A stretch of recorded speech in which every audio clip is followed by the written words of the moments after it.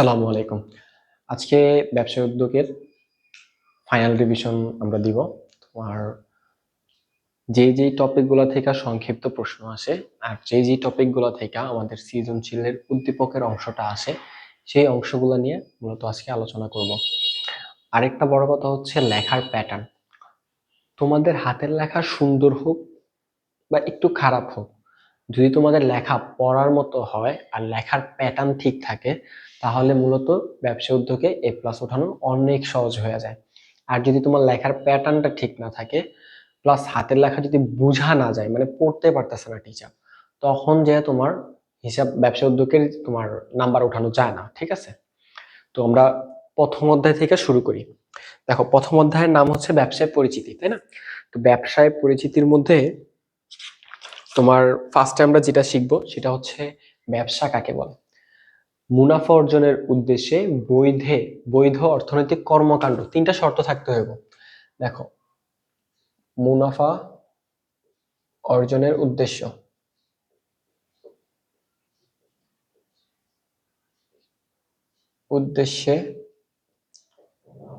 বৈধ অর্থনৈতিক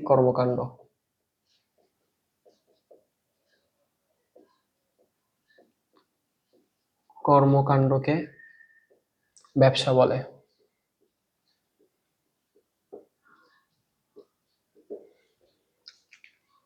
মুনাফা অর্জনের উদ্দেশ্যে বৈধ অর্থনৈতিক কর্মকাণ্ডকে ব্যবসা বলে। এখানে তিনটা জিনিস আছে, তিনটা শর্ত অবশ্যই পূরণ করতে হবে। এক, মুনাফা অর্জনের উদ্দেশ্য থাকা লাগবে, ব্যবসাটা বৈধ হইতে হবে, আবার অর্থনৈতিক কর্মকাণ্ড হইতে হবে। এই তিনটা জিনিসের যদি কোনো একটা মিসিং থাকে, তাহলে সেটাকে আমরা ব্যবসা বলতে পারবো না। আচ্ছা, এটা জাস্ট একটা জ্ঞানমূলক শর্ট কোয়েশ্চেন, এটা আসে, একদম শিওর থাকো, 1 নাম্বার পাবা। আচ্ছা, এরপরে হচ্ছে তোমার এখানে দেখো, 3 পৃষ্ঠা যদি যাও, তোমাদের মূলত মেইন বইটা হাতে নিবা, মেইন বইয়ের মধ্যে জায়গায় নিবা, সব তো আর লেখা সম্ভব না, রিটেন পড়া। তো 3 নাম্বার পৃষ্ঠার মধ্যে লেখা আছে ব্যবসার ক্রমবিকাশের ধারা। ওইখান থেকে MCQ আসবে, একদম ড্যাম শিওর থাকো। কমপক্ষে একটা কি দুইটা নৈর্ব্যক্তিক পাইতে পারো, একটা তো পাবা, দুইটা পাবা কিনা সেটা শিওর বলা যায় না, তবে একটা পাবা। যে কোন যুগে কাগজে মুদ্রার প্রচলন হয়েছিল, এটা অনেক বেশি আসে। তারপরে যে শামুক, করি, ঝিনুক, পাথর, এটা কোন যুগের। তারপর হচ্ছে তোমার শিল্প বিপ্লব হয়েছিল কোন যুগে। এরকম কয়েকটা নৈর্ব্যক্তিক মূলত আসে। আচ্ছা, এরপরে যে টপিকটা আছে, দেখো ব্যবসার আওতা বা প্রকারভেদ। এইখান থেকে তুমি শিওর থাকো 100% সৃজনশীল আসবো। মানে গহের জন্য ব্যবসায়ের আওতা, এই টপিকটা ইম্পর্টেন্ট। আমরা গহের টপিকের নামগুলা লেখা দিচ্ছি তোমাকে। প্রথম অধ্যায়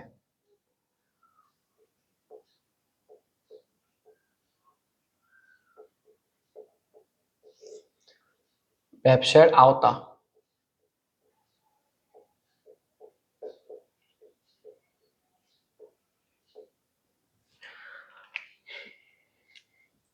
ও প্রকারভেদ।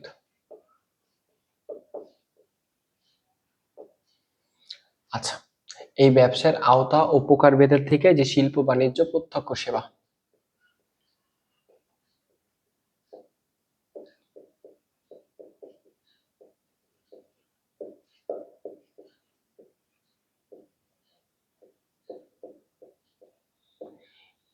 এইখানের পয়েন্টগুলো সবচেয়ে বেশি ইম্পর্টেন্ট, এইটারটাও ইম্পর্টেন্ট। অর্থাৎ তুমি শিওর থাকো এই দুইটা থেকে তুমি অথবা পাবা, ড্যাম শিওর, প্রথম অধ্যায় থেকে। ঠিক আছে। আচ্ছা, এখানের মধ্যে দেখো শিল্প 5 ধরনের লেখা আছে। প্রজনন শিল্প, আমি কাকে বলে এটা বলতেছি, তোমরা খাতার মধ্যে লেখা নিও। উদ্ভিদ ও প্রাণীর বংশ বিস্তারকরণ প্রক্রিয়াকে প্রজনন শিল্প বলে। তারপর হচ্ছে তোমার নিষ্কাশন শিল্প। নিষ্কাশন শিল্প বলতে কি বোঝায়? আচ্ছা, অদৃশ্যমান কোন সম্পদকে দৃশ্যমান করার প্রক্রিয়াকে নিষ্কাশন শিল্প বলে। আমি তোমাদেরকে এই দুইটার উদাহরণ আগে দিয়ে নিই, পরের টপিকগুলো বলতেছি। আচ্ছা, প্রজনন শিল্পের মধ্যে উদ্ভিদ ও প্রাণীর বংশ বিস্তারকরণ প্রক্রিয়া, মানে বংশ বড় হইব, অর্থাৎ মাছ থেকে মাছের পোনা উৎপাদন, এই যে বংশ বৃদ্ধি হইতাছে। ডিম থেকে বাচ্চা ফোটানো, বংশ বিস্তার হচ্ছে, নতুন জীবনের আবির্ভাব হইতাছে। নার্সারিতে বংশ বৃদ্ধিকরণ হয়। তো এই জিনিসটা বলা হয় প্রজনন শিল্প। নিষ্কাশনের মধ্যে কোনটা হয়? অদৃশ্যমানকে দৃশ্যমান করে, অর্থাৎ জঙ্গলে মধু আছে, তাই না? ওই জঙ্গল থেকে মধু কাইটা মানুষের সামনে নিয়ে আসে, সমুদ্রের নিচে পাথর আছে, পাথরটারে কি করে সমুদ্রের নিচের থেকে উপরে উঠায়, অর্থাৎ দেখো অদৃশ্যমান ছিল সমুদ্রের নিচে, সেখান থেকে এটাকে নিয়ে আসলো, মানুষের চোখের সামনে নিয়ে আসলো পাথরটাকে, সেটা হচ্ছে দৃশ্যমান। তারপর মাছ সেম, সমুদ্রের ভিতরে থাকে, নিচের পানিতে বসবাস করে, তাদেরকে ধইরা উপরে উঠানো হয়, তখন মানুষ দেখতে পারে বিষয়টাকে, মাছগুলাকে দেখতে পারে, তো ওইগুলাকে বলি আমরা নিষ্কাশন শিল্প। এরপরে হচ্ছে তোমার নির্মাণ শিল্প। কথাটা একটু পেঁচালো মনে হবে নির্মাণ শিল্পের, কিন্তু এটাই সঠিক। দেখো, নির্মাণ মানে কি, মানে এই যে বিল্ডিং, বাড়ি ঘর, রাস্তাঘাট তৈরি, তাই না? তো এটা কাকে বলে, এটা কিভাবে লিখবো? উৎপাদনের জন্য, উৎপাদনের উপকরণ উৎপাদন স্থলে এনে যে উৎপাদন করা হয় তাকে উৎপাদন শিল্প বলে। আবার শোনো, উৎপাদনের জন্য উৎপাদিত উপকরণ উৎপাদন স্থলে এনে যেই উৎপাদন কাজ করা হয় তাকে নির্মাণ শিল্প বলে। উৎপাদন শব্দটা অনেকবার ব্যবহার হচ্ছে, তোমরা লেখা নিতে পারো, লেখা নিলেই দেখবা বুঝতে পারতেছো যে আসলে এটা কথাটার মানেটা কি। এরপরে হচ্ছে তোমার সেবামূলক শিল্প। সেবামূলক শিল্প হচ্ছে যা মানুষের জীবনকে আরাম ও স্বাচ্ছন্দ্যময় করে তোলে, তাকে সেবা শিল্প বলে। তারপর হচ্ছে উৎপাদন শিল্প। উৎপাদন শিল্প কাকে বলে? তোমার শ্রম ও যন্ত্রের সাহায্যে অর্ধপ্রস্তুত সম্পদ, অর্ধপ্রস্তুত কাঁচামালকে মানুষের ব্যবহার উপযোগী পণ্যে পরিণত করাকে উৎপাদন শিল্প বলে। এই যে কাকে বলে গুলা বলতেছি না, এই প্রত্যেকটা মানে তোমাকে বলতে পারে যে মিস্টার করিম সমুদ্র থেকে মাছ ধরেন, মাছ ধরে তার স্থানীয় বাজারে বিক্রি করেন, এখানে কোন শিল্প, মিস্টার করিমের কাজটি কোন শিল্পের অন্তর্গত, তখন তোমাকে বলতে হবে যে এটা নিষ্কাশন শিল্পের অন্তর্গত। এইভাবে স্পেসিফিক উদ্দীপকের প্রশ্ন টাচ করতে হবে, যদি টাচ করতে পারো তাহলেই নাম্বার পাবা, আর যদি এইভাবে ধরতে না পারো তাহলে নাম্বার দিবে না স্যাররা। আচ্ছা, এরপরে হচ্ছে তোমার বাণিজ্য। আমরা এখন বাণিজ্য কাকে বলে সেটা শিখবো।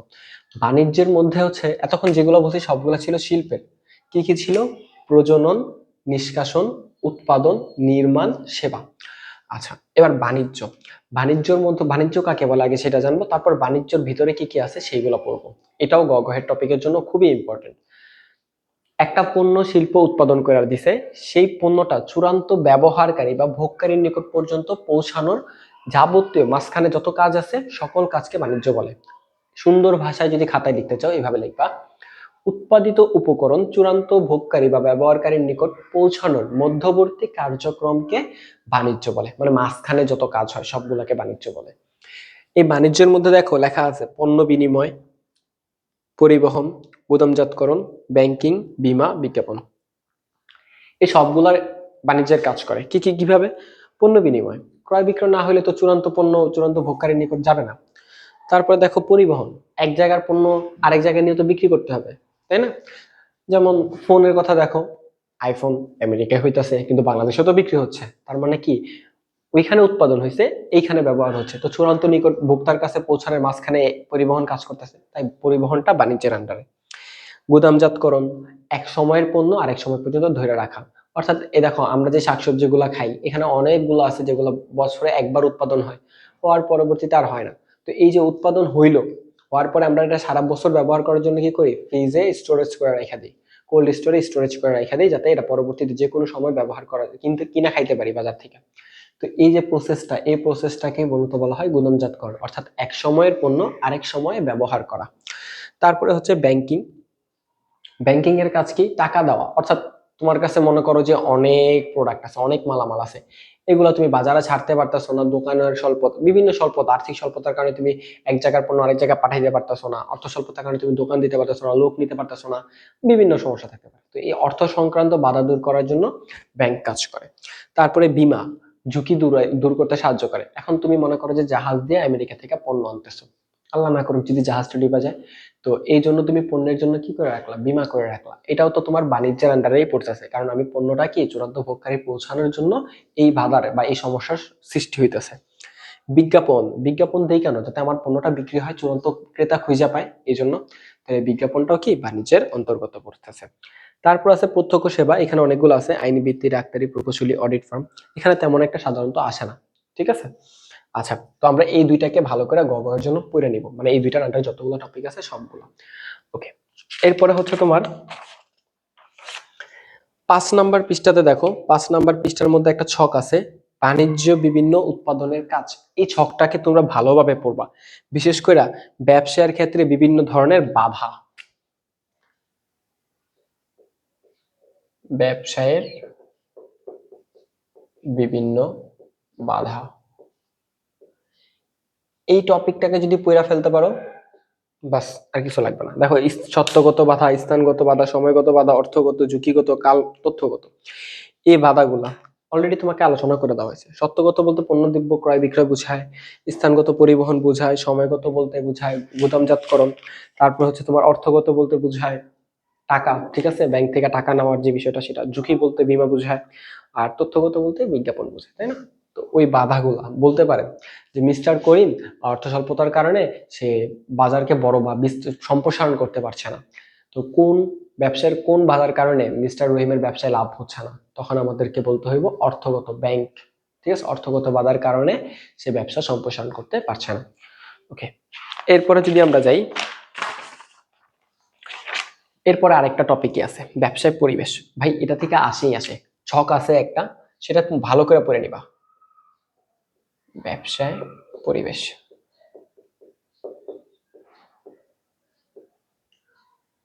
6 প্রকার, তাই না? আচ্ছা, 6 প্রকার। বাস আমি প্রকারভেদ গুলো লিখলাম না, লিখলে অনেক সময় লাগবে। হ্যাঁ, তোমরা প্রকারভেদ গুলো পড়ে নিবা। এই ছকের মধ্যে দেখো অনেক কিছু লেখা আছে, লাইক তোমার এই যে অংশটা, এই ছকটা যেটা দেওয়া আছে, ব্যবসায় পরিবেশ, প্রাকৃতিক পরিবেশ, অর্থনৈতিক পরিবেশ, সামাজিক, রাজনৈতিক, আইনগত, পরিবেশগত, এখানে যে পয়েন্টের যে নামগুলো আছে, এই নামগুলো থেকে যে কোনো নাম তার উদ্দীপকে দিয়ে দিবে। তখন তোমাকে স্পেসিফিক বলতে হবে যে মিস্টার করিমের ব্যবসাটি অমুক পরিবেশের কারণে উন্নতি করতে পারতেছে না, বা অমুক পরিবেশের কারণে উন্নতি করতে পারতেছে। একটা স্পেসিফিক উত্তর কিন্তু অবশ্যই অবশ্যই 4টা প্রশ্নের 4টাতেই লিখতে হবে। মানে একটা সৃজনশীলে 4টা প্রশ্ন থাকে, ক খ গ ঘ, 4টাতেই তোমার একটা স্পেসিফিক উত্তর 100% দিতে হবে, ঠিক আছে? Okay fine. তাহলে এটা হচ্ছে তোমার বোল্ড টপিক, এই 3টা এই অধ্যায়ের জন্য। অর্থাৎ তুমি ব্যবসায়ের আওতার মধ্যে শিল্প বাণিজ্য এই জিনিসটাকে ভালো করে পড়বা, ব্যবসায় পরিবেশের মধ্যে যে 6 প্রকার আছে সেই 6টা প্রকারভেদ ভালো করে পড়বা। এই দুইটা যদি পড়তে পারো, আমি অনুমান করতে পারতাছি এইখান থেকে তোমার 2টা সৃজনশীল আসতে পারে, শিওর না, বাট 2টা সৃজনশীল আসার সম্ভাবনা আছে। কথা ক্লিয়ার? আচ্ছা, এরপরে আমরা, যদিও দ্বিতীয় অধ্যায়ে আছে উদ্যোগ, তা উদ্যোগ পড়বো না, এরপরে চতুর্থ অধ্যায়ে চলে যাব। চ্যাপ্টার 4, ঠিক আছে, চ্যাপ্টার 4, অধ্যায় 4, চতুর্থ অধ্যায়। এখানে অনেকগুলা টপিক, কিন্তু মজার মজার টপিক। এখানের এখানের পড়াগুলা অনেক মজার মজার। আচ্ছা, গ গহের জন্য, সৃজনশীলের জন্য এগুলা গ গহের টপিক। আমি জাস্ট উপরের লাইনটা লিখে দিই।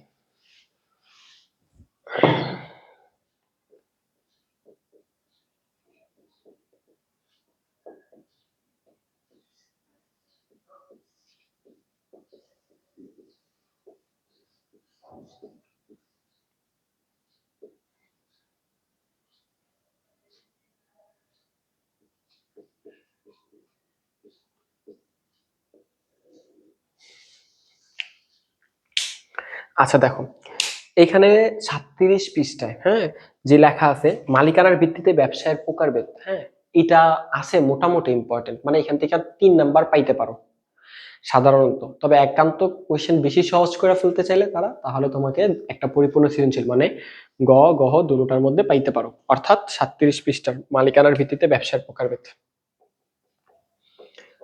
আচ্ছা, আমি তোমাদেরকে পৃষ্ঠাগুলো মেনশন করে দিয়ে দিই টপিক গুলার, তাহলে আর একটু ভালো হবে তোমাদের জন্য।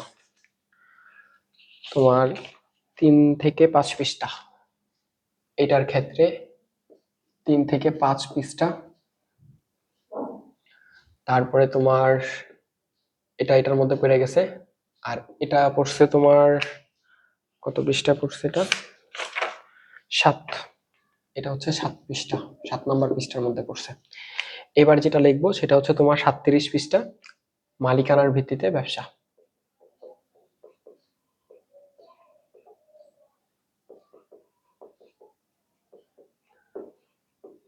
ব্যবসা এইটাও তোমার ভালো ইম্পর্টেন্ট আছে, খারাপ না, 37 পৃষ্ঠা। আচ্ছা, মালিকানার ভিত্তিতে 5 ধরনের ব্যবসা আছে, তোমাদের প্রথম 3টা থেকেই আসবো, হ্যাঁ, তা আবার প্রথম 2টা বেশি ইম্পর্টেন্ট। অর্থাৎ এক মালিকানা অংশীদারি যৌথ মূলধনী কোম্পানি। এক মালিকানা ব্যবসা কাকে বলে? একজন মালিক দ্বারা গঠিত, পরিচালিত ও নিয়ন্ত্রিত ব্যবসাকে এক মালিকানা ব্যবসা বলে। অংশীদারি ব্যবসা কাকে বলে? দুই বা ততোধিক ব্যক্তি পরস্পরের সমঝোতার ভিত্তিতে যে ব্যবসা গড়ে তোলে তাকে অংশীদারি ব্যবসা বলে। আচ্ছা, আর যৌথ মূলধনী বা কোম্পানি ব্যবসা কাকে বলে? এটাকে আমরা এভাবে লিখতে পারি, কৃত্রিম ব্যক্তিসত্তা বিশিষ্ট আইনসৃষ্ট ব্যবসা প্রতিষ্ঠানকে কোম্পানি ব্যবসা বলে। অর্থাৎ কৃত্রিম ব্যক্তিসত্তা আইনসৃষ্ট ব্যবসা প্রতিষ্ঠান, সেটাই হচ্ছে কোম্পানি ব্যবসা। এই যে নামগুলো বলছি না, কৃত্রিম ব্যক্তিসত্তা আর আইনসৃষ্ট, এই কথাগুলো উদ্দীপকে থাকে। এই দুইটা পয়েন্টের নাম উদ্দীপকে পাইলে ভাববা ওইটা কোম্পানি ব্যবসা। কথা ক্লিয়ার? এক মালিকানার ভিতরে একজন মালিক থাকবে, অংশীদারের মধ্যে অনেকগুলো মালিক থাকে, দুই বা তার বেশি মালিক থাকে।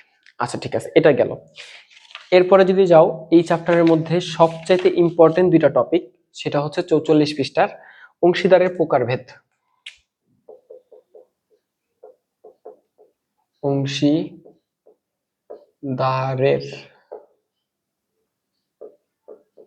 প্রকারভেদ গহের জন্য অনেক ইম্পর্টেন্ট টপিক এটা।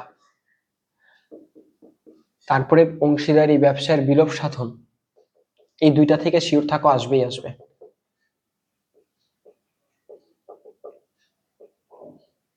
ব্যবসায়ের বিলোপ সাধন, বিলোপ সাধন।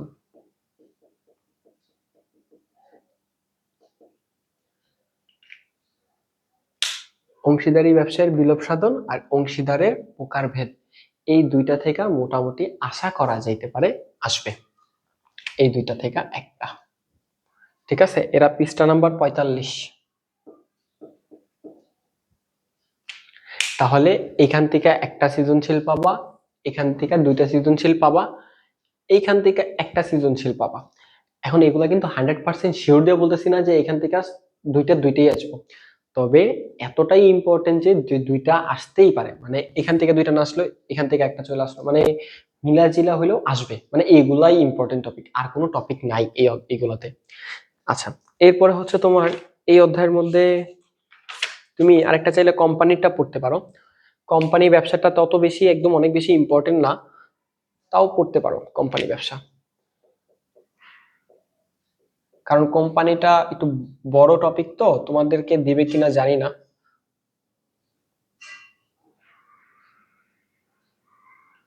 কোম্পানি ব্যবসার প্রকারভেদ,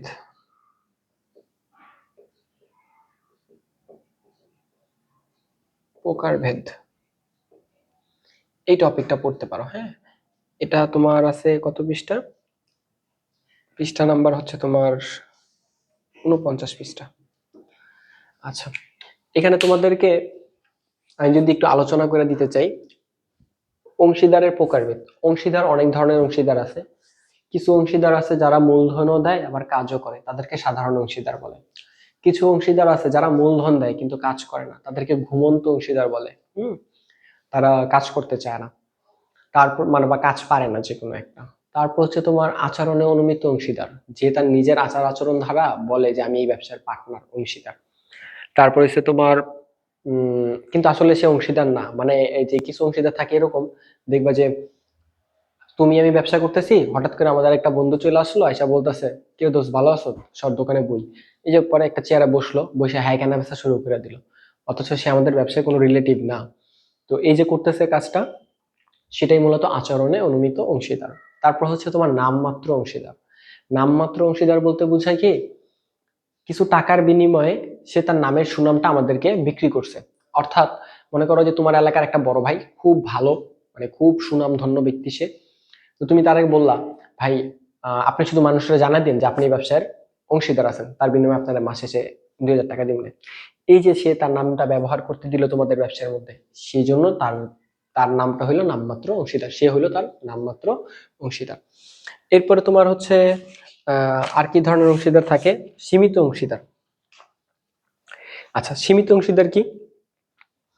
সীমিত অংশীদার বলতে যার দায় সীমিত, সাধারণত নাবালকদের দায় সীমিত, এটা আসার সম্ভাবনা অনেক বেশি। নাবালক কারা? 18 বছরের নিচে যারা আছে তাদের সবাইকে আমরা নাবালক বলি। তো নাবালকদেরকে সীমিত অংশীদার বলা হয়। আর তাদের দায় সীমিত। দায় সীমিত বলতে বুঝাইতেছে দায়ের পরিমাণ সীমিত। মনে করো ব্যবসায় দুইজন, তুমি আমি ব্যবসা দিতেছি, আমরা তিনজনে ব্যবসা দিতেছি, তিনজনের মধ্যে একজন সীমিত অংশীদার অংশীদার আছে। ব্যবসার মধ্যে 1 লাখ টাকা লস হয়েছে। এখন সে বলতেছে আর কি, সে আগে থেকে বলে রাখছে যে আমি কিন্তু লস হইলে 20,000 টাকার বেশি লস দিব না। তো এই যে সে 20,000 টাকার বেশি লস দিবে না, তার মানে তোমার আর আমার 40,000 দিতে হইতেছে, সে একা দিতেছে মাত্র 20,000 টাকা। আবার যখন লাভ হইতেছে সে সমানে সমানে লাভ নিয়ে যেতেছে। এই যে তার দায়ের পরিমাণটা যে সীমিত, সেই জন্য তাকে বলা হয় সীমিত অংশীদার। আচ্ছা, এরপরে বিলোপ সাধন গুলো তোমরা নিজ দায়িত্ব পয়েন্ট গুলো পড়ে নিবা, যে কোন কোন ঘটনার কারণে কোন কোন ধরনের বিলোপ সাধন হয়, এগুলো উদ্দীপকে দেওয়া থাকে। ঠিক আছে। আচ্ছা, এরপরে যদি আমরা যাই, সমবায় সমিতি থেকে সাধারণত ক খ কোশ্চেন আসে, অন্য কোনো প্রশ্ন আসে না। 60 পৃষ্ঠা এমসিকিউ এর জন্য গুরুত্বপূর্ণ, 1 কি 2 নাম্বার পাইতে পারো এমসিকিউ এর জন্য, অবশ্যই অবশ্যই নাম্বার পাবা 60 পৃষ্ঠা। তারপরে আমরা 6 নাম্বার পড়বো না, ডিরেক্ট চলে যাব তোমার 8 নাম্বার অধ্যায়, আরেকটা ভালো ইম্পর্টেন্ট টপিকের মধ্যে। মানে আমি এখন তোমাকে যে টপিকগুলো পড়াইতেছি ওইগুলোতে সৃজনশীল ধরাটা খুবই সহজ, প্লাস এইগুলো ধরাই যায়, সবাই পারে। আচ্ছা, এই 8 নাম্বার অধ্যায়ের তোমার 96 পৃষ্ঠা ব্যবস্থাপনার কার্যাবলী, অষ্টম অধ্যায়, অষ্টম অধ্যায়ের আমরা ব্যবস্থাপনার কার্যাবলী।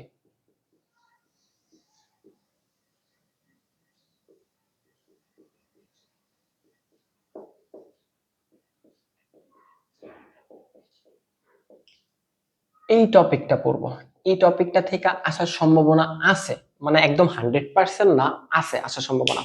এখানে যে 7টা নাম আছে, 7টা নামের মধ্যে থেকে তো ক খ তুমি 100% পাবা, সংক্ষিপ্ত বা ক খ। মানে এই টপিকটা ইম্পর্টেন্ট, অনেক ইম্পর্টেন্ট, কিন্তু গ ঘ তে তোমরা নাও পাইতে পারো। এখানে 7টা নাম আছে, এই 7টা হচ্ছে তোমার ব্যবস্থাপনার কাজ। এগুলো ধারাবাহিক, মানে সিরিয়ালটাও তোমাকে মুখস্থ রাখতে হবে। অনেক সময় যেরকম গোল বৃত্ত করে ছক দেওয়া থাকে না, তো 7টা নামে এরকম একটা ছক দিয়ে দিল, ছক দেওয়ার পরে দেখবা যে এটাতে লেখা আছে, এটাতে লেখা আছে, এটাতে লেখা আছে, এটাতে লেখা নাই, এটাতে লেখা আছে, এটাতে লেখা নেই। পরে বলবো যে ক চিহ্নিত স্থানে কোন ধরনের ব্যবস্থাপনার কাজ হবে, খ চিহ্নিত স্থানে কোন ধরনের ব্যবস্থাপনার কাজ হবে, এরকম ভাবেও তোমাকে প্রশ্ন করতে পারে। তো নামগুলা তুমি সিরিয়ালে মুখস্থ করবা। এরপরে হচ্ছে তোমার সবচাইতে ইম্পর্টেন্ট টপিক, নেতৃত্বের প্রকারভেদ। এই অধ্যায়ের সবচাইতে ইম্পর্টেন্ট, মোস্ট ইম্পর্টেন্ট, প্রকারভেদ। এটা তোমার পৃষ্ঠা নাম্বার হচ্ছে 99 পৃষ্ঠা, আর এর আগেরটা ছিল তোমার 96 পৃষ্ঠা।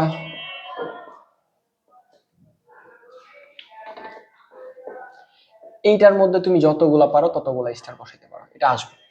নেতৃত্বের প্রকারভেদ, ঠিক আছে, কোন ধরনের নেতৃত্ব। এখানে নেতৃত্ব আছে দেখো, গণতান্ত্রিক নেতৃত্ব, মানে যেখানে কর্মী আর মালিক দুজনে একে অপরের সাথে আলাপ আলোচনা করে তারপরে একটা সিদ্ধান্ত গ্রহণ করবে।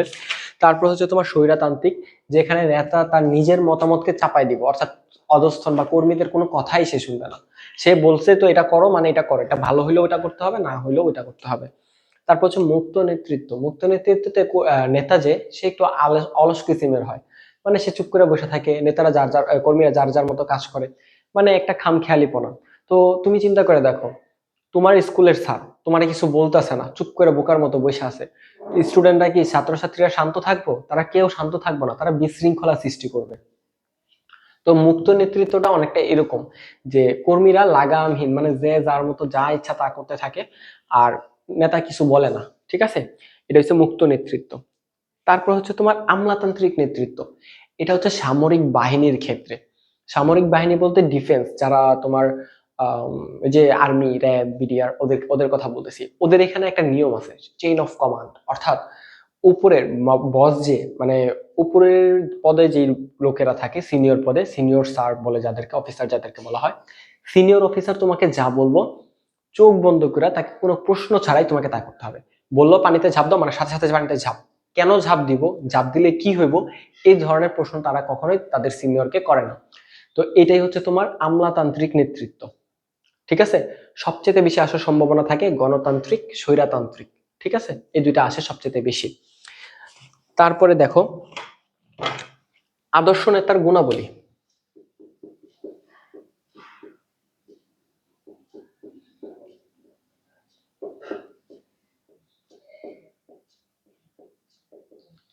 এই টপিকটাও ইম্পর্টেন্ট, এটা 101 পৃষ্ঠা, খুবই ইম্পর্টেন্ট, মানে শুধু ইম্পর্টেন্ট বললে ভুল হবে, খুবই খুবই খুবই ইম্পর্টেন্ট। এটাও তোমরা পড়বা, ভালো করে পড়বা, এটা কাজের জিনিস। আচ্ছা, একজন আদর্শ নেতা সুঠাম দেহ হবে, যোগাযোগ ক্ষমতা ভালো থাকা লাগবে, তারপর তোমার কর্মীদের কাজে পরিচালনা করার মতো ক্ষমতা থাকা লাগবে, তাই না? আচ্ছা, এরপরে হচ্ছে তোমার জেন্ডার সচেতনতা থাকতে হবে, দায়িত্বশীলতা থাকতে হবে, প্রতিযোগিতা থাকতে হবে, মানে ওভারঅল সে অনেক ভালো থাকবে। আচ্ছা, তো নেতার গুণাবলী গুলা দেখে নিবা।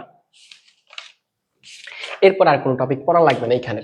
তাহলে এই দুইটা টপিক থেকে শিওর থাকো তুমি একটা প্রশ্ন পাচ্ছ, একটা প্রশ্ন শিওর পাবা, এই দুইটা থেকে একটা পাবা। তাহলে এখানে একটা, এখানে না হয় দুইটা দেওয়ার কথা ছিল, একটাই ভাবলাম পাইলাম এই তিনটা টপিক পড়লে। তাহলে একটা একটা দুইটা টপিক হইলো। এইখান থেকে যে আমি যে বলছি না এই দুইটা থেকে একটা থাকবে, শিওর থাকো একটা থাকবে, অর্থাৎ তিনটা টপিক, তিনটা প্রশ্ন হয়ে গেল। তুমি জাস্ট এই কয়টা টপিকে পড়লা, তিনটা সৃজনশীল তোমার পরিপূর্ণভাবে হয়ে গেল। এরপরে দেখো, তবে আমি শিওর, আমি যতটুকু আমার অনুমান আইডিয়া বলতেছে, এখান থেকে তুমি চারটা প্রশ্ন পাবা, চারটা কি পাঁচটা পাই যাবে এখান থেকেই। এরপরে আমরা নবম অধ্যায়টা লিখবো। নবম অধ্যায়, নবম অধ্যায়ের মধ্যেও কিছু কিছু ইম্পর্টেন্ট টপিক আছে। সেই টপিকগুলো হচ্ছে তোমার প্রথমে 107 পৃষ্ঠার বিপণনের কাজ।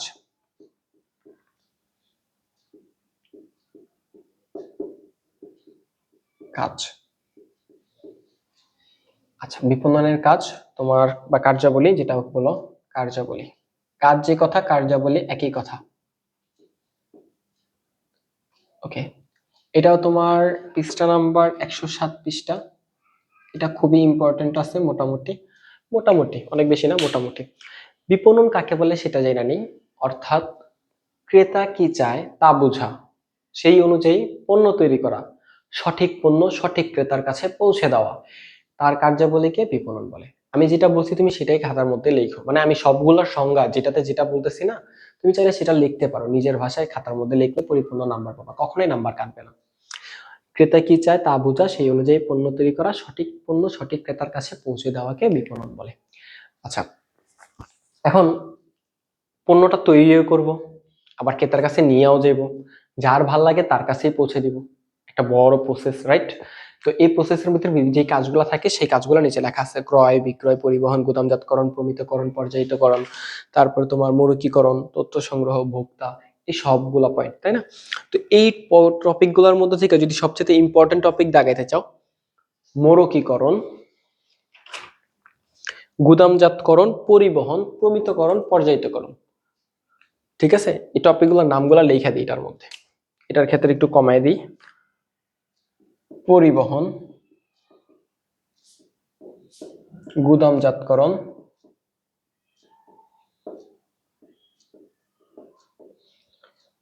তারপর হচ্ছে তোমার প্রমিতকরণ,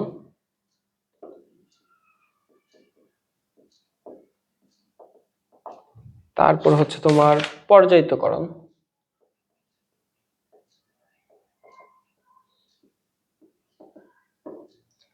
এরপর হচ্ছে তোমার মরুকীকরণ।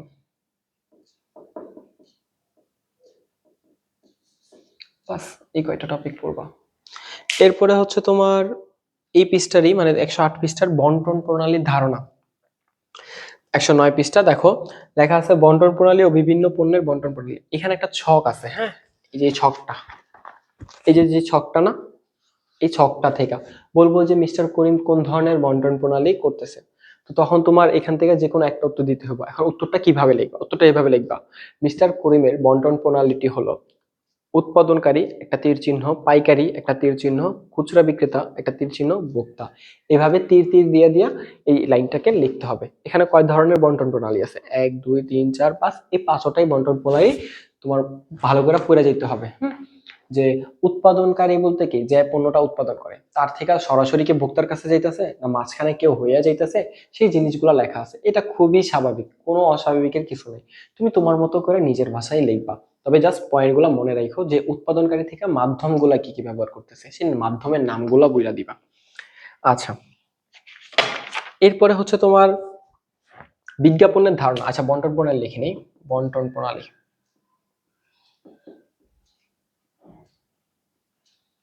প্রণালীর ধারণা, প্রকারভেদ, 9 পৃষ্ঠা, 109 পৃষ্ঠা। ঠিক আছে, এরপরে হচ্ছে তোমার বিজ্ঞাপন। বিজ্ঞাপন পড়বো আমরা। বিজ্ঞাপন হচ্ছে 111 পৃষ্ঠা। বিজ্ঞাপনটা অনেক ইম্পর্টেন্ট আছে, পৃষ্ঠা নাম্বার 111। তারপরে এই টপিকের মধ্যে সবচাইতে যে গুরুত্বপূর্ণ বিক্রয় কর্মীর গুণাবলী, এটা আসবেই।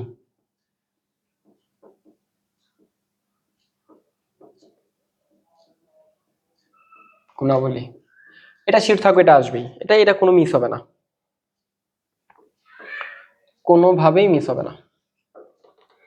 এটার মধ্যে তুমি যত স্টার মার্ক দিবা ততই কম মনে হবে। আমি যেগুলাকে কালার পেন দিয়ে মার্ক করে দিব সেগুলাকে তোমরা বোল্ড ভাবে পড়বা। ঠিক আছে, বিক্রয় কর্মীর গুণাবলীটাকে বোল্ড করে দিলাম। তারপর হচ্ছে তোমার এখানে বিজ্ঞাপনটাকেও দেওয়া যেতে পারে, যদি টপিক কমায় কমায় চাও তাহলে তোমার এটা। তারপরে তোমার এখানে তো অবশ্যই এই দুটাকে আমরা নীল কলম দিয়ে মার্ক করব, এই দুটা টপিকে অনেক ইম্পর্টেন্ট আছে।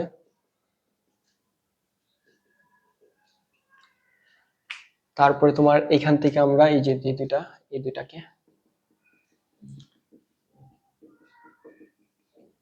এই টপিকগুলো সবচেয়ে বেশি ইম্পর্টেন্ট। হ্যাঁ, এটার মধ্যে তো ভাই ইম্পর্টেন্টের বন্যা। এই দুইটা, তারপরে এটা, এটা তো এটা তো এখানেই চলে আসে বাণিজ্যের মধ্যে। এই লাইনটা মূলত এই যে এখানে চলে আসছে বাণিজ্যের সাথে, আর ব্যবসা করবে এটা।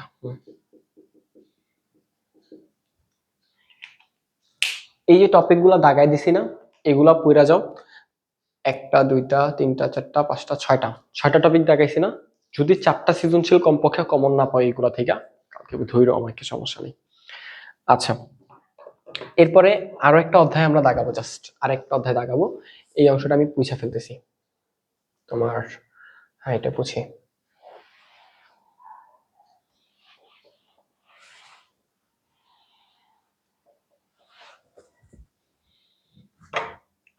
এরপরে লাস্ট আরেকটা অধ্যায় দাগাই দিব, আর বাকি দুইটা অধ্যায় দাগাই দিব না।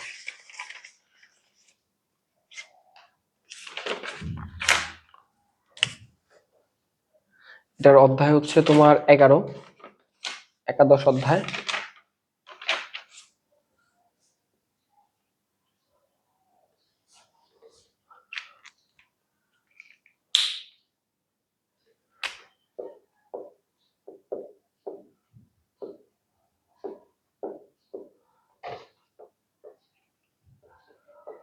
অধ্যায় 11, এটার মধ্যে যদি টপিক পড়তে চাও, প্রথম যে দুইটা পড়বা, নৈতিকতা ও মূল্যবোধ, এই দুইটা জিনিস কাকে বলে ভালো করে পড়বা। মূল্যবোধ, ঠিক আছে, এখান থেকে একটা প্রশ্ন পাবা। এটা তোমার আছে 128 পৃষ্ঠা। এখান থেকে একটা প্রশ্ন পাবা, হইলে গ পাবা, আশা করা যায় ঘটাই পাবা মূলত এই দুইটা প্রশ্ন থেকে। বাকিটা জানি না, এটা শিওর না, তবে এর পরে যে টপিকটা না সেটা একদম 100% কনফার্ম। 131 পৃষ্ঠা, বিভিন্ন ব্যবসায়িক সামাজিক দায়বদ্ধতা, ব্যবসায়ের সামাজিক দায়বদ্ধতা।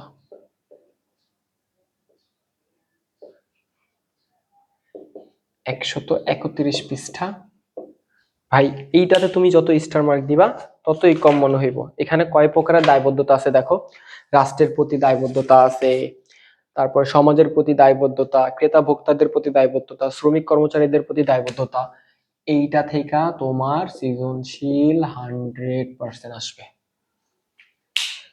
এরপরে হচ্ছে তোমার লাস্ট দূষণ, পরিবেশ দূষণ, পরিবেশ দূষণ, মাটি, পানি, বায়ু শব্দ,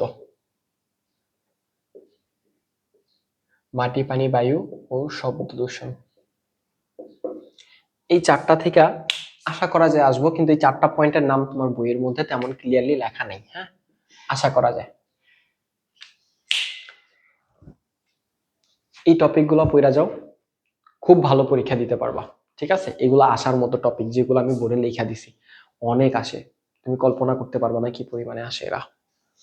আচ্ছা, এবার সৃজনশীল লেখার যে প্যাটার্ন সেটা বুঝাই দিব, আমি বোর্ড পড়াটা পরিষ্কার করে ওটা বুঝাই দিচ্ছি।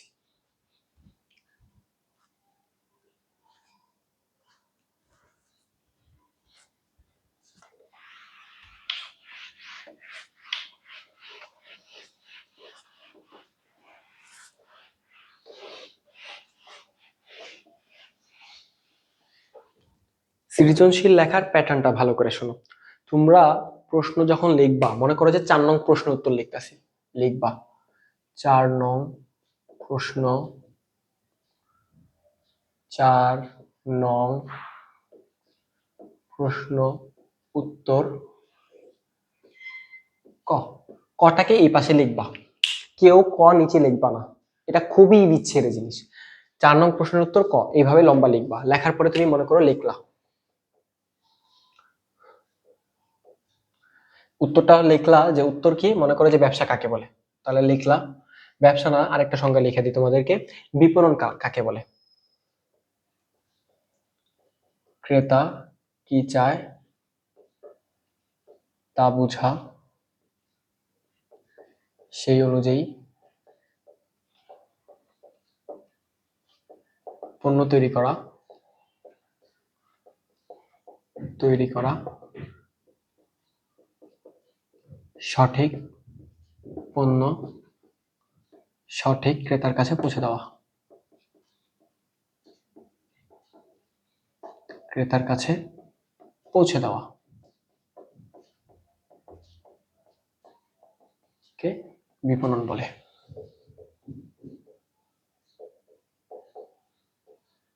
বাস, 1 নাম্বার পেয়ে গেলা। এরপরে কি করবা, আবার লিখবা কষ্ট করে 4 নং প্রশ্ন উত্তর খ। কেউ ভুলেও ক এখানে লিখবা, পরে খ দিয়ে আবার লেখা শুরু করবা, এটা কইরো না, এটা ঠিক না। সৃজনশীল লিখতে হলে এইভাবে বারবার লিখতে হবে নংটা। তারপরে এখানে দেখো, এটার মধ্যে দুইটা প্যারা হয়। দুইটা প্যারা কি, ফার্স্টে একটা জ্ঞানমূলক হয়, মনে করো যে বলছে যে কি বলতে পারে, আচ্ছা, ব্যবসা টু ব্যবসা বলতে কি বুঝো, ব্যাখ্যা করো। একটা প্রশ্ন বলো, ব্যবসা টু ব্যবসা বলতে কি বুঝো, ব্যবসা ব্যাখ্যা করো। এখানে কোনো স্পেসিফিক উত্তর আছে নাই, কিন্তু তোমাকে একটা স্পেসিফিক উত্তর টাইনা আইনা হইলেও প্রথম লাইনে লিখতে হইব। ওই যে ব্যবসা টু ব্যবসা কাকে বলে, তার নিচে লেখা হলো, দেওয়া হলো, করা হলো, এই কথাগুলো লেখা যাবে না, এগুলো অ্যাভয়েড করো। বড় হইতেছো এখন, এখন এখানে কি লিখবা, ব্যবসা টু ব্যবসা কাকে বলে, বিজনেস টু বিজনেস। তো আমরা আগে ব্যবসা কাকে বলে সেটা লিখে দিব, যেহেতু আমি পাইতেছি না স্পেসিফিক কোন উত্তর, একটা কাকে বলে লিখে দিব। প্রশ্নের মধ্যে যে নামগুলো থাকে তার মধ্যে থেকে যে কোনো একটা কাকে বলে লিখে দিব। লিখবো যে মুনাফা অর্জনের উদ্দেশ্যে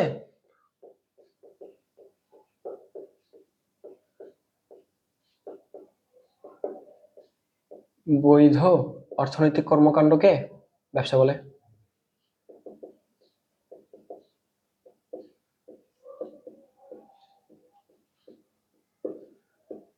ব্যবসা বলে, এই যে একটা প্যারা হইছে।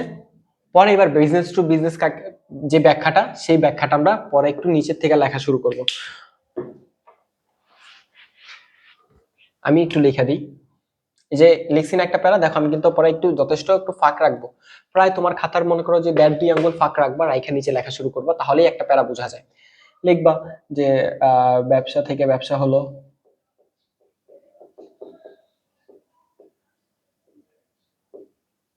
ব্যবসা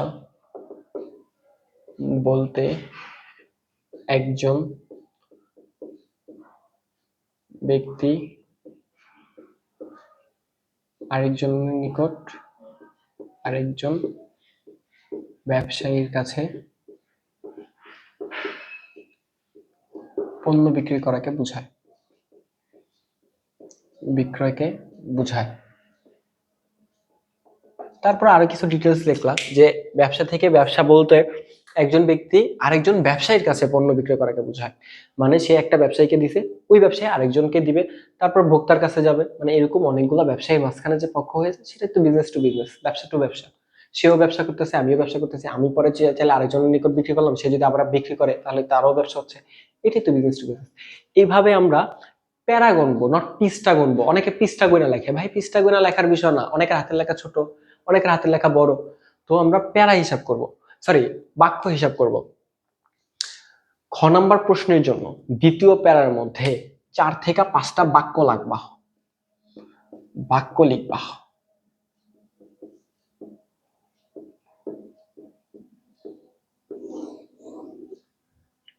কথা বুঝতে পারছি? ক নাম্বার এক কথায় শেষ, খ নাম্বারে একটা জ্ঞানমূলক লিখবো, তারপরে ব্যাখ্যার জন্য 4 থেকে 5টা বাক্য লিখতে হবে। কথা ক্লিয়ার? ওকে। এরপরে দেখো ঘ নাম্বারটা। ঘ নাম্বারে টোটাল 3টা অংশ হয়। আমরা 3টা অংশের জন্য যদি লিখি তাহলে আমরা দেখো এখানে লিখতে পারি 1 নং প্রশ্নের 4 নং প্রশ্নের উত্তর গ,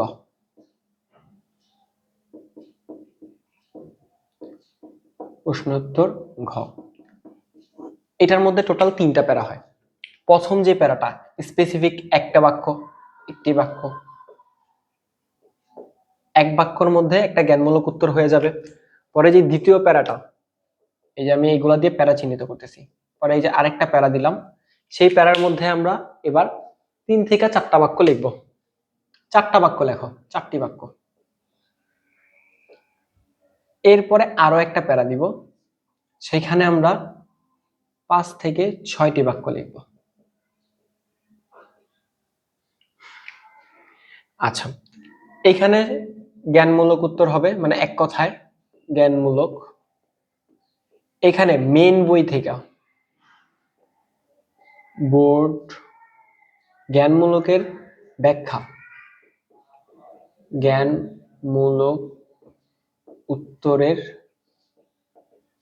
ব্যাখ্যা। মানে তুমি যে জ্ঞানমূলকটা লিখলা, যে উত্তরটা স্পেসিফিক দিলা, যেমন মনে করো যে এখানে আছে সীমিত অংশীদার, জ্ঞানমূলক উত্তর, তাহলে সীমিত অংশীদার সম্পর্কে 4টা 5টা বাক্য লিখবা। লিখবা যে যে অংশীদারের দায় ব্যবসার মধ্যে সীমিত থাকে তাকে সীমিত অংশীদার বলে। সীমিত অংশীদারের দায় অসীম নয়, অর্থাৎ সে একটি নির্দিষ্ট পরিমাণ ঝুঁকি গ্রহণ করে, তার বেশি সে ঝুঁকি গ্রহণ করতে চায় না। এমন অংশীদারের মধ্যে যখন লাভ হয় ব্যবসায়, তখন লাভের সময় সম্পূর্ণ সমান ভাগ পেলেও ক্ষতি বা ঝুঁকির সময় তাদের পরিমাণ মতো বা চুক্তি অনুযায়ী যতটুকু থাকে ততটুকু ঝুঁকি গ্রহণ করে। এরকম করে তোমরা 4টা 5টা বাক্য লিখবা দ্বিতীয় প্যারায়। 3 নাম্বার প্যারায় কি লিখবা? উদ্দীপকের সাথে এই বইয়ের কোন লেখার কারণে তুমি এটাকে সীমিত অংশীদার বলছো সেটা মিল করে দেখাবা। এরকম লেখা থাকলো, মিস্টার রহিম, উদ্দীপকের মিস্টার রহিম তার ছেলেকে একটি ব্যবসায় নিয়োগ দিলেন। তার ছেলের বয়স 15 বছর। আমরা জানি 18 বছরের নিচে সকল ছেলে কি নাবালক, আর নাবালকদের দায় কি হয়? সীমিত হয়। যেহেতু মিস্টার করিমের ছেলে নাবালক এবং সে একটি ব্যবসায়ের অংশীদার, সুতরাং মিস্টার করিমের ছেলে একজন সীমিত অংশীদার, কারণ নাবালক হলো সীমিত অংশীদার। বাস এইভাবে তুমি মিলাইয়া এটার সাথে লেখা দিবা। ওকে। এরপরে লাস্ট আরেকটা প্রশ্ন যেটা থাকে ঘ নাম্বার, সেটা আমি এই পাশে লিখে দিচ্ছি, দেখো। আচ্ছা, এটা পুষা ফেলি।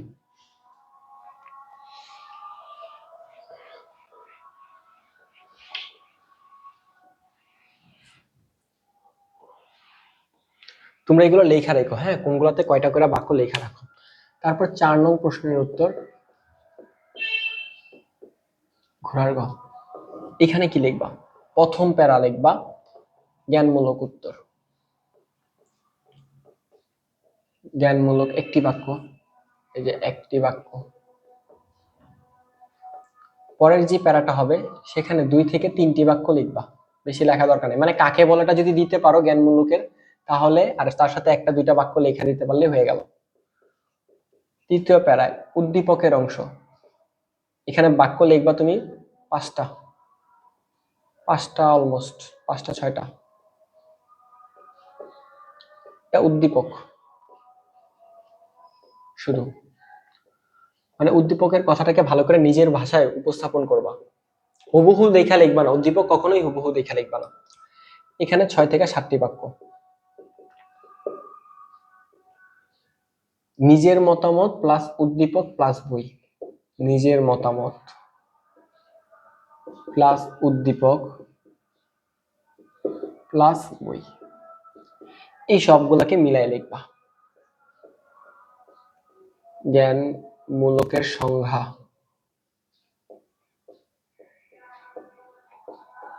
সংজ্ঞা প্লাস একটি বাক্য, দুটি বাক্য লিখে রাখো। এই তোমরা যদি এইভাবে প্যারা আকারে লিখতে পারো তোমাদের পরীক্ষা অনেক ভালো হবে আশা করা যায়। ফরম্যাট এভাবেই ফলো করবা, এভাবে লিখতে পারলে অনেক নাম্বার পাবা তুলনামূলক। আর যে টপিকগুলো দাগাই দিছি সেগুলো পড়ো।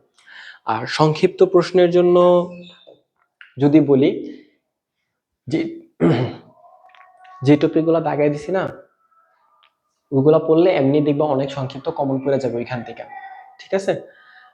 আর এছাড়াও নৈবিত্তিক আর কিছু সংক্ষিপ্ত তোমরা বই শেষে পড়ে নিও, ঠিক আছে স্যার? তো আজকের ক্লাস এখানে সমাপ্ত করতেছি। আল্লাহ হাফেজ।